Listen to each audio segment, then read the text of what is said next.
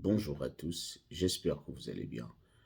Alors, je fais cette vidéo pour vous dire un peu lorsque vous remplissez le formulaire DS260 ou le formulaire DS160, il y a une partie euh, des réseaux sociaux, social media, c'est-à-dire les différents réseaux sociaux que vous utilisez. Et on vous dit de retracer, de faire un traçage de 5 ans, c'est-à-dire depuis 5 ans, les réseaux sociaux que vous utilisez, les différents numéros que vous avez utilisés, les différents noms d'utilisateurs que vous avez utilisés pour ces comptes-là. Alors, si vous utilisez Facebook, il faut mentionner Facebook et le nom que vous utilisez sur Facebook. Si vous utilisez TikTok, Instagram, vous mentionnez le nom. Évidemment, l'État américain ou le département d'État a décidé de faire quelques petites recherches sur ceux qui sont candidats aux différents visas à travers les réseaux sociaux. C'est-à-dire, ils veulent d'abord confirmer votre identité, c'est-à-dire se rassurer d'abord que c'est vous qui êtes là. Deuxièmement, c'est aussi une manière pour eux de vérifier si vous pouvez être une menace pour leur pays, c'est-à-dire les États-Unis.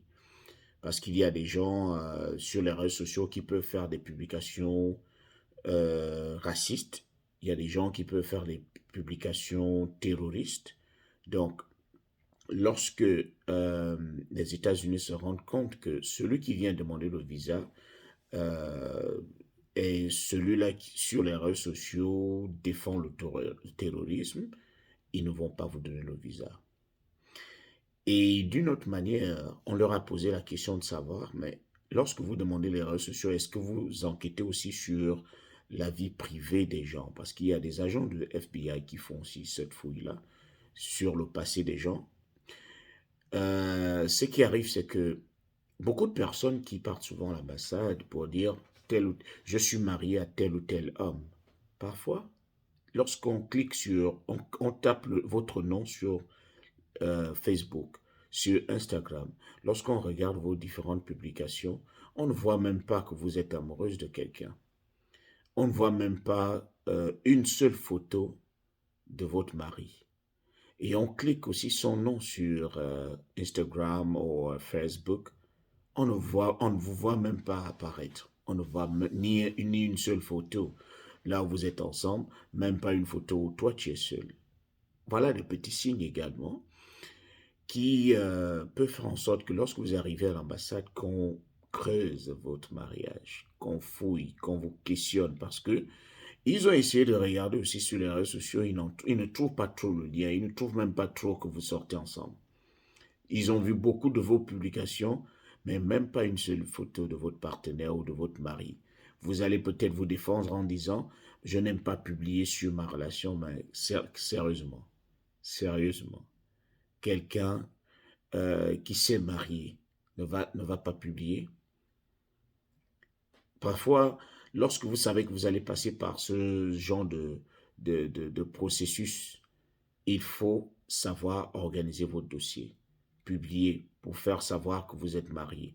Parce qu'un jour, on va vous demander des photos à l'ambassade ou à l'immigration ici aux États-Unis. On peut vous demander des photos, comment ça s'était passé, est-ce que les gens sont au courant que vous êtes marié, qui est au courant que vous êtes marié. On a toujours besoin de tout cela. Donc, ceux qui pensent qu'ils peuvent aller rouler les gens à l'ambassade, monter une pièce sur pied en disant que je suis marié à X ou Y. Et lorsqu'on vous questionne, on vous balance quelques petites questions intimes, vous en êtes incapable.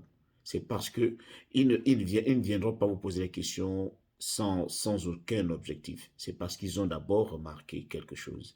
Il y a quelque chose qui a attiré leur attention et ils veulent venir creuser pour savoir si ça peut être vrai.